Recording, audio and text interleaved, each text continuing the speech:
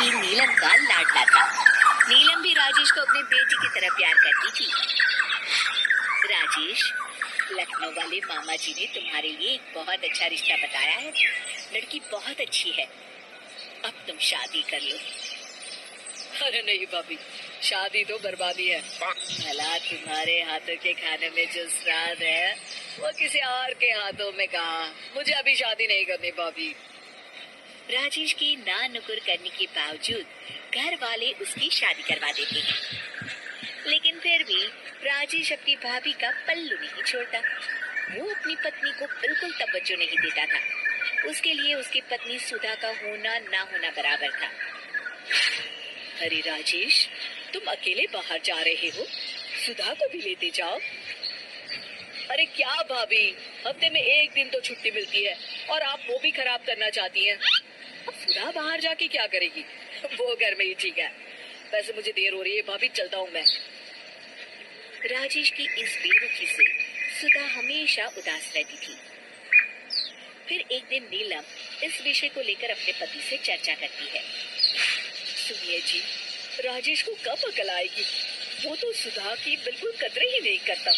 अब आप ही बताइए, ऐसे कैसे चलेगा? तुम ठीक कहती हो, राजेश को सही रास्ते पर लाना ही पड़ेगा।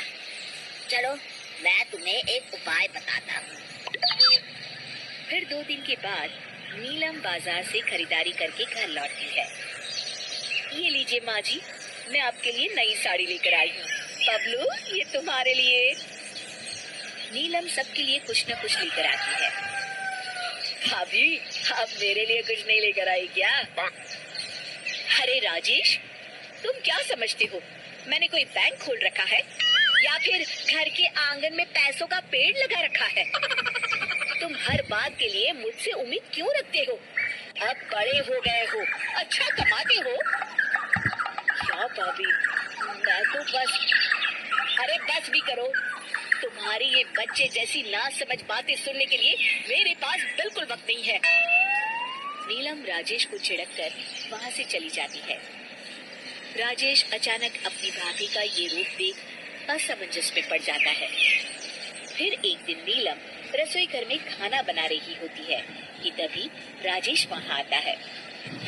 भाभी, आज मैंने अपने बॉस से वादा किया है कि उनके लिए आपके हाथों का बना गाजर का हलवा लेकर आऊंगा। आपके हाथ से बने गाजर के हलवे में तो जादू है, जादू। मेरे बॉस तारीफ करते नहीं थकते। प्लीज अब जल्दी से बना दीजिए ना भाभी। नीलम राजेश के ऊपर भड़क जाती है। तुम्हारा दिमाग खराब है क्या? आखिर तुम मुझे समझते क्या हो? इस घर की नौकरानी? जब देखो तब फरमाइश करते रहते हो, भाभी ये बना दो, भाभी वो बना दो। अरे तुम्हारी पत्नी सुधा भी तो इस घर में रहती है, तुम उससे कुछ क्यों नहीं कहते? भाभी, आप इस तरह की बातें क्यों कर रही हैं?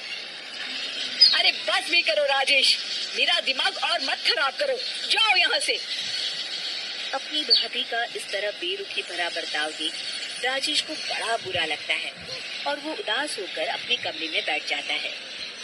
तभी उसकी पत्नी सुधा वहाँ आती है। क्या हुआ जी, आप इस तरह उदास क्यों बैठे हैं?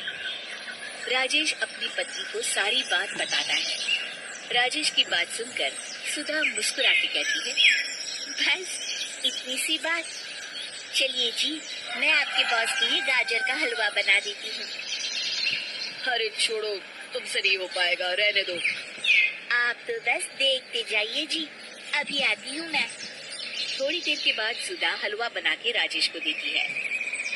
फिर राजेश अपने ऑफिस चला जाता है। शाम को जब राजेश घर आता है तो खुशी के मारे अपनी पत्नी सुधा को गले लगा लेता है।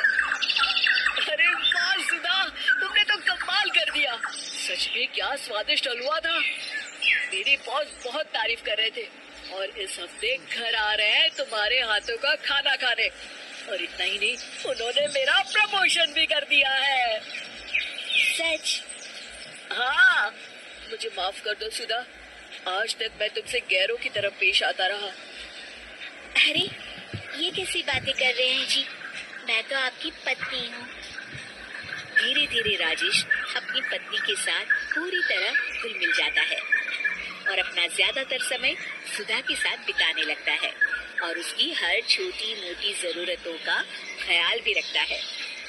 ये देख राजेश के भैया और भाभी बहुत खुश होते हैं। फिर एक दिन राजेश और सुधा बाहर से घूम कर आते हैं। राजेश, सुधा के प्रति तुम अपनी जिम्मेदारी समझो, इसीलिए मैंने तुम्हारे साथ ऐसा बर्ताव किया था। अगर तुम्हें मेरी किसी बात का बुरा लगा हो तो मुझे माफ कर देना। अरे अरे भाभी, ये क्या कह रही हैं? मैं जानता हूँ आप तो मेरे लिए हमेशा अच्छा ही सोचेंगी। आखिर आप वर्ल्ड की बेस्ट भाभी जो है।